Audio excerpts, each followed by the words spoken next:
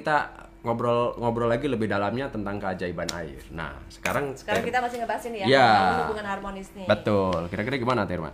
Aku punya kiat-kiatnya nih membangun hubungan harmonis. Sebenarnya sih tadi udah beberapa diomongin ya. Cuman aku mau kasih tips-tipsnya nih. Oke. Ada tipsnya. Pokoknya versi aku.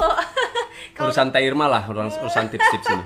Iya, versi aku nih ya, kalau tips untuk membangun hubungan yang harmonis terlepas sama siapapun itu, gitu loh. Yang pertama itu menerima atau memaklumi karakter orang lain. Nah, oke kan? Iya, yang tadi kita bicarain ya. Jadi kita tuh kan menyadari bahwa setiap orang itu memiliki karakter yang unik dan berbeda-beda, macam-macam. Pokoknya tiap karakter tiap orang tuh berbeda-beda kan, punya karakter masing-masing gitu. Jadi kita nggak bisa memaksa si ini harus begini, si ini harus begini gitu. Misalkan si A harus sesuai dengan yang kita inginkan, kan nggak bisa kan. Jadi satu-satunya cara yang bisa kita lakukan adalah kita menerima karakter itu gitu loh, dan kita memaklumi, oh emang itu karakternya seperti itu. Ya udah, jadi kita memikirkan bagaimana caranya supaya kita menyikapinya. Misalkan karakternya seperti apa, kita menyikapinya dengan baik gitu loh, Mas Haji. Terus apa lagi nih? Itu tadi ya, yang pertama menerima, memaklumi karakter orang lain. Yang kedua itu komunikasi secara baik. Ya, tadi kan kita bicara soal karakter, bener kan? Ya, terus kita bicara soal komunikasi ya kan? dengan baik. Bagaimana supaya komunikasinya tidak mispersepsi? Ya, betul. Ya. Terus ketiga. Oh, nggak usah dijelasin ya. Yang ketiga itu selalu bersikap baik atau berbuat baik. Nah, kan misalkan gini, komunikasi verbal non verbal yang saya sebutkan yang tadi. Yang kedua itu kan masuknya verbal ya, komunikasi yang baik. Maksudnya kita bertutur kata yang halus sama orang, itu kan menjaga perasaan orang lain ya, jangan kita kasar atau nada intonasinya itu dijaga. Misalnya kita bicara sama orang yang lebih muda atau bicara sama orang yang lebih tua seperti apa gitu. Kalau yang ketiga itu kan bersikap atau berbuat baik itu kita tuh harus ramah, sopan, hormat, senyum. Kenapa? Karena pada dasarnya setiap orang itu menyukai kelembutan, perlakuan menyenangkan, perlakuan yang baik, dihargai, dihormati. Nah, kita sebenarnya tidak usah nuntut orang lain untuk melakukan itu pada kita, tapi kita lakukan saja mulai dari diri kita sendiri. Kenapa? Karena ketika kita memperlakukan orang secara baik, sekeras-kerasnya orang gitu ya, kalau kita berbuat baik, pasti mereka akan baik ke kita. Seperti tadi itu menantu ke mertuanya. Iya, jadi nggak usah nunggu orang lain yang baik ke kita. Kenapa kalau emang kita bisa berbuat lebih dulu, kenapa nggak dimulai dari diri kita? Betul. Terus yang keempat, menjaga kepercayaan orang lain. Maksudnya ketika kamu dipercaya sama orang lain untuk menjaga rahasia orang lain, jaga kepercayaan itu, karena ketika kamu sudah tidak bisa dipercaya, hubungan itu akan hancur. Betul. Gitu. Jadi harus menjaga kepercayaan. Terus yang kelima itu tidak terlalu ikut campur urusan orang lain. Maksudnya jangan selalu pengen tahu urusan orang lain, baik itu kamu ingin mengetahuinya secara langsung dari orang tersebut ataupun dari orang lain. Karena selama urusan mereka tidak mengganggu kehidupan kamu, biarkan saja. Karena ketika kamu misalnya bermaksud baik gitu ya, ingin mencoba menegurnya, ketika menurut kamu dia salah gitu kan, sebaiknya kamu berhati-hati untuk menegur, karena bisa jadi dia bukannya menerima masukan kamu, tapi malah yang akhirnya dia jadi benci sama kamu gitu. Jadi mendingan gak usah terlalu ikut campur urusan orang lain. Kalau menurut aku seperti itu. Itu 5 tips yang udah aku buat. Baru 5, tapi mudah-mudahan sih bermanfaat, Mas Haji. Gimana menurut Mas Haji? Kalau ya setiap tips itu ya tentu baik gitu. Tapi kan beberapa hal tadi sudah dibahas oleh kita. Pertama tentang soal karakter, yang kedua soal komunikasi, yang ketiga soal perilaku baik, yang keempat soal intonasi gitu kan. Yang kelima soal ya kita tidak terlalu menyibukkan diri dengan kepentingan orang lain gitu. Iya, jadi ya hal itu memang perlu untuk kita kita perhatikan gitu. Tapi ada teknik komunikasi, Teh Irma. Apa tuh? Teknik komunikasi yang kayaknya Mas Haji pakarnya kalau teknik komunikasi. Iya, ini dari orang. Ini gitu. Hasil belajar dari orang. Makanya kayak misalkan saya memiliki karakter yang kurang bagus dulu misalnya, tapi setelah belajar bagaimana kita memiliki karakter yang bagus dari pakar-pakarnya gitu kan, pakar karakter tentunya, jadi dari pakar ilmu pikiran dan segala macam gitu kan, sehingga kita bisa mengubah, oh ternyata begitu, karena ternyata semuanya itu muncul daripada sugesti, Teh Irma. dari sugesti. Sugesti itu apa? Sugesti itu adalah sesuatu yang mempengaruhi kita, baik yang kita lihat, yang kita dengar maupun yang kita rasakan, dari di luar diri kita maupun dari diri kita, muncul menjadi sebuah ide. Ide itu berarti kan yang pikiran gitu ya. Pikiran. Ide. Kemudian muncul setelah ide ke sikap, mengambil sikap. Sikap kemudian ke tindakan. Ya, itu pentingnya kita berhati-hati dengan sugesti bagus dengan sugesti negatif. Kita seringkali ngobrol dengan orang-orang yang sebenarnya memberikan sugesti negatif terhadap kita. Kita jarang sekali ngobrol dengan orang-orang yang memberikan sugesti positif terhadap kita. Kita banyak sekali nonton sesuatu yang memberikan sugesti negatif kepada kita. Dan kita kurang mendapatkan tontonan yang memberikan sugesti positif kepada kita. Nah, selama kita mendapatkan sugesti negatif dari di luar diri kita, ya, baik kita melihat, kemudian kita mendengar atau kita merasakan gitu langsung, maka kita sulit untuk mampu mengubah karakter kita. Iya, betul. Itu konteks betul banget sugesti. Mas Oji. Jadi seperti kayak budaya, maaf ini ya, budaya yang ada di kita ya. Kita bandingin budaya di barat sama budaya di kita gitu ya, di timur. Itu hampir berbeda. Karena kenapa ya, tadi yang Mas Oji bilang kan, kita menangkap sugesti itu kan dari apa yang kita rasakan, apa yang kita lihat gitu ya. Mungkin kalau di sana, kalau budaya di barat yang aku lihat dari kecil, mungkin dia udah dibentuk tidak mempedulikan orang lain, istilahnya bukan tidak individualis ya. Iya, jadi dia tidak terlalu orang kan kalau di kita terlalu banyak membicarakan urusan orang lain gitu loh. Ya kalau misalkan sore-sore kita mampir ke pinggir jalan, kumpul misalkan beberapa orang, pasti kan yang sekarang itu kan banyak disebut dengan yuk ngegibah yuk gitu. Jadi sekarang itu ngegibah itu menjadi sebuah apa ya? Menjadi sebuah kalau di budaya kita kan keharusan sekarang ini, di era-era sekarang ini. Yang digibah itu ya nggak ada di situ. Iya, di era new normal ini ngegibah itu menjadi sebuah tapi kalau suatu yang hal wajar. Jadi ketika kita melihat sesuatu yang tadi persepsi lagi kan, ketika kalau di sana melihat sesuatu yang mungkin di sini terlalu dihebohkan, di sana biasa aja gitu. Karena emang budayanya Mas Oji, kita kan udah terbiasa dengan lingkungan yang seperti itu. Akhirnya ya itu benar tadi persepsi sugesti itu timbul dari apa yang kita lihat, yang kita dengar. Kan kita seringkali mendengar orang bicara. Tapi siapa yang bicara? Banyak. Kalau menurut saya ini banyak yang kita dengar itu pembicaraan yang negatif, sama baik dari gini, tontonan atau apa. Tontonan kalau di kita ya Mas Oji, ya kita banyak lah ya film-film sinetron yang terlalu mengajak kita ke melihat sisi negatif dari orang lain gitu.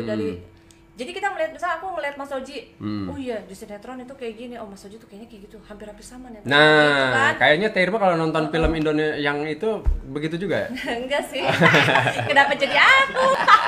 Enggak, ya seperti itulah. Cuma kalau beda kan, kalau misalkan di budaya sana, tontonannya juga beda gitu. Dan yang pasti kita menghindari lah tontonan-tontonan kayak gitu. Maksudnya sekarang kita mulai dari diri kita aja nih, apalagi kan kita punya generasi penerus. Kalau bisa jangan sampai apa yang kita rasakan nih, misalkan oh ini kayaknya nggak baik gitu kan, kayak gini nggak baik, jangan sampai terjadi sama generasi kita ke bawah gitu loh Mas. Ada orang bicara soal ekstrovert dan introvert.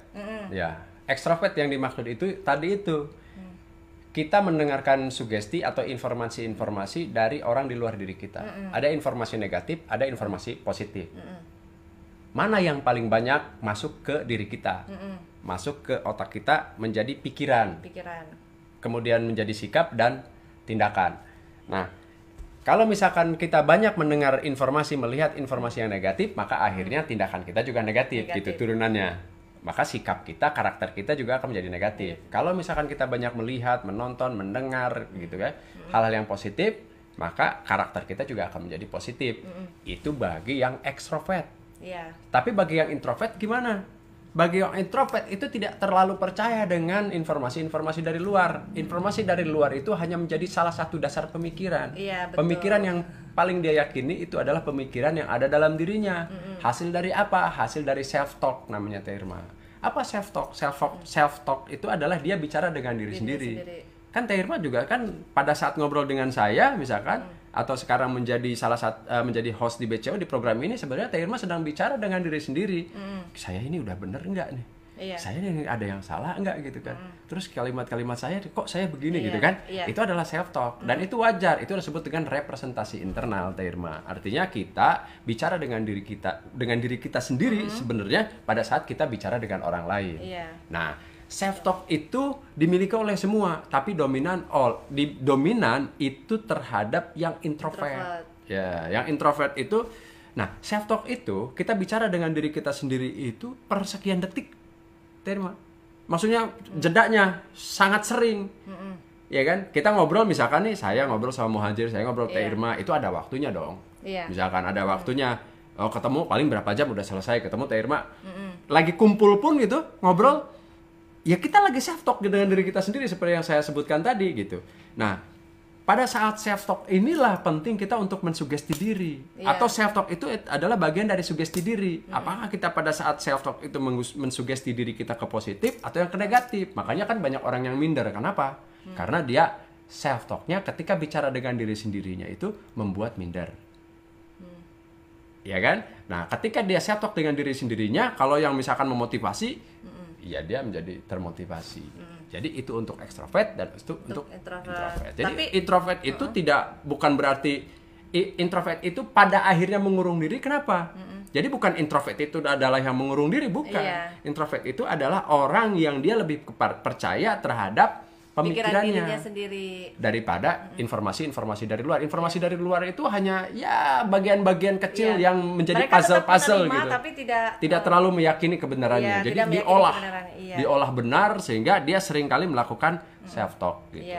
Jadi serius self talknya gitu. Iya betul. Tapi ada juga dong yang ekstrovert juga yang melakukan self talk. Iya. Jadi lebih banyak. Kalau yang ekstrovert itu lebih banyak mendengarkan orang lain gini gitu, nonton gitu kan. Ketika self talk pun hanya berkomentar tentang orang lain. Tapi kalau yang introvert dia self talknya berbicara tentang dirinya sendiri. Iya betul Mas Oji. Gitu, Terima. Iya Mas Oji, betul. Nah, kita belum bicara tentang teknik komunikasi, Terima. Supaya bagaimana caranya komunikasi itu membangun keharmonisan. Gimana tuh teknik komunikasi? Ya, nah ini teknik komunikasi ini pernah disebutkan ya, pernah disebutkan oleh Adi W. Gunawan. Adi W. Gunawan yang dia pakar ilmu hipnoterapis gitu ya, pakar ilmu pikiran yang kemudian saya adopsi. Dia bicara soal namanya Dr. Masaru Emoto. Dr. Masaru Emoto itu adalah salah satu profesor dari Jepang ya. Dia yang memang meneliti air. Meneliti kandungan air. Nah, ketika dia menemukan satu air Zam-Zam sih disebutkannya gitu ya. Kemudian air Zam-Zam diteliti gitu. Ketika diteliti dilihat oleh menggunakan mikroskop, loh, kenapa air Zam-Zam air ini kristal? Gitu ya.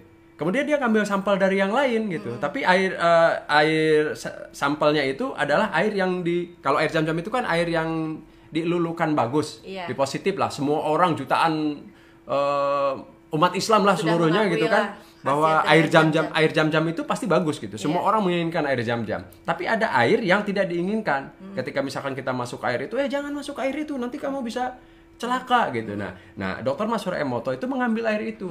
Ketika dites ternyata buram, pecah airnya. Loh, apa yang menjadi beda? Toh air Zam-Zam air ini juga air gitu. Nah, kemudian untuk netral gitu ya, untuk netral dia ngambil sampel air dari yang lain, dari sumbernya yang sama. Katakanlah dari air galon katakanlah gitu ya, diambil satu sumber, satu gelas, dua gelas dari sumber yang sama. Terus yang satu dituliskan kata-kata positif. Karena air Zam-Zam itu kan sulus di ikan positif kan. Terus yang satu lagi dituliskan kata-kata negatif. Karena yang tadi itu adalah sering disebutkan negatif. Nah, kemudian disimpan beberapa saat, dilihat lagi. Ternyata yang dituliskan kata-kata positif itu mengkristal. Yang dituliskan kata-kata negatif buram. Keruh. Keruh. Loh. Apa ini masalahnya gitu kan? Muncul lagi gitu pertanyaan-pertanyaan Dr. Masaru Emoto. Ini kan sumbernya sama. Tapi kenapa ini hanya dituliskan kata-kata positif kemudian dia menjadi jernih dan mengkristal, ini dituliskan kata-kata negatif malah buram gitu. Nah, akhirnya diteliti lagi, Teh Irma, lebih mendalam. Ternyata di dalam air itu ditemukan molekul-molekul yang sensitif, Teh Irma. Molekul-molekul yang sensitif itu adalah ketika dituliskan kata-kata positif, maka dia akan merespon dengan penuh ceria, positif. Iya, dengan positif pula. Iya, ketika diberikan kata-kata positif, baik berupa tulisan atau kita misalkan Bismillahirrahmanirrahim. Makanya wajar ya kalau misalkan kita meminum air gitu, Bismillah, terus kayak misalkan kita air yang didoakan gitu kan. Nah, itu air yang didoakan itu adalah air yang bagus, Teh Irma. Air yang dia merespon satu hal yang positif. Tapi kalau misalkan air yang dicaci maki, misalkan apa ini air yang kayak gini, padahal airnya bersih gitu, tapi wah gitu kan, ya itu nggak bagus untuk diminum. Jadi itu benar ya, air bisa merespon? Iya, air bisa merespon. Nah, di dalam air itu ada molekul-molekul sensitif yang bisa merespon ketika dibacakan atau disebutkan, disampaikan kata-kata positif, dia menjadi positif. Ketika dikatakan, disebutkan, dan disampaikan kata-kata negatif, dia menjadi negatif. Aku baru tahu nih Mas Oji. Nah iya, makanya. Soalnya kadang suka gini, kalau itu kasih diminumin air nih. Iya. Bawa air satu diminumin air katanya. Didoain, iya, didoain. mau ujian. Nah ini empirisnya, maksudnya hasil penelitiannya begitu. Oh, ternyata benar ya, Mas. Ternyata orang dulu gitu ya, air doa air. Kalau kita kan tapi ada yang menyebut, juga kan suka iya ada yang menyebut misalkan tidak mempercayai itu, ada yang menyebut musyrik dan segala macam gitu kan. Tapi kalau dilihat dari kacamata ilmiah, bahwa ini ilmiah gitu. Benar. Ini ilmiah. Udah dilakukan penelitiannya. Udah dilakukan penelitiannya, baik menggunakan doa yang misalkan kiai lebih paham doanya seperti apa misalkan. Kalaupun kita gitu menyampaikan kalimat-kalimat positif saja terhadap air itu, air sudah meresponnya bagus gitu. Nah, apa kaitannya air dengan komunikasi? Teknik komunikasi kita dengan orang. Nah, perlu diyakini kata Adi W. Gunawan itu bahwa di dalam tubuh kita itu mayoritas air, Terma. Ya kan? Iya. Otak kita isinya air. Pokoknya 75% kandungan di dalam tubuh kita kandungannya air. Nah, di dalam tubuh kita menurut Dr. Adi W. Gunawan gitu ya, itu terdapat molekul-molekul yang sensitif itu. Dan molekul-molekul yang sensitif itu dia tidak mengerti apakah dia sedang dibecandai atau orang tuh serius. Misalnya gini, saya bilang ke Teh Irma nih, ini bercanda nih. Misalnya gini, Teh Irma, saya itu ketika pertama kali lihat Teh Irma, itu Teh Irma itu nggak menunjukkan pribadi yang bagus gitu. Orangnya kok kayaknya gampang marah gitu. Pokoknya nggak guram gitu kelihatannya. Gitu. Itu kan saya tadi maksudnya bohong ya, menyampaikan kata-kata bohong. Apa perasaan Teh Irma? Pasti kan tetap aja ada merasakan sesuatu yang seperti benar kan? Seperti apa yang saya sampaikan itu benar. Apa iya ya gitu. Apa iya ya? Iya, padahal kan saya sudah sampaikan di awal bahwa saya sedang berbohong. Jadi air itu, molekul-molekul yang sensitif itu dia tidak mengenal orang sedang berbohong atau orang sedang benar-benar menyampaikannya dengan benar sesuai dengan hati. Itu yang negatifnya. Sekarang yang positifnya. Misalnya, Teh Irma, wow, ketika saya pertama kali Teh Irma jadi narasumber acara saya, dari jauh anak-anak udah bicara, ini narasumbernya, keren banget nih. Pas kemudian Pak Teh Irma ngobrol menyampaikan materi-materinya gitu kan, begitu luas, begitu lugas menyampaikan informasi, keren juga nih, udah cantik, keren gitu. Ya kan perasaannya beda lagi gitu. Padahal di awal sudah bilang dua-duanya bohong gitu. Ya kan? Dua-duanya itu kita hanya salah satu contoh aja. Nah, maka teknik komunikasi dengan orang agar orang menjadi respon itu adalah sampaikan yang baik-baik saja. Agar molekul-molekul yang dapat merespon pun positif. Positif. Gitu. Itu tekniknya. Iya. Berarti kan tadi yang aku bilang juga berkata-kata yang baik. Iya. Gitu ya. Saya menyampaikan ini loh hasil penelitian dari apa yang Teh Irma sampaikan. Iya, jadi benar ya kalau misalkan menjaga hubungan itu kita selagi marah-marahnya kita sama orang atau selagi tidak sukanya sama orang, usahakan untuk berbicara yang tetap berbicara yang baik pada orang itu gitu loh, walaupun tidak suka. Karena takutnya kalau misalkan pas kamu lagi nggak suka terus kamu mengungkapkan gitu kan, terus orangnya sakit hati ya gitu kan, bukan sakit sih ya kan, akhirnya hubungannya kan jadi nggak baik kan gitu. Padahal kamu lagi makan itu salah lu gitu, tapi sebaiknya tidak disampaikan dengan kata-kata yang baik, walaupun dia salah pun sampaikan dengan kata-kata yang baik gitu. Karena orang yang salah pun kadang belum bisa menerima ketika ditegur kan. Siap. Gitu, Mas. Kira-kira itu, Teh Irma.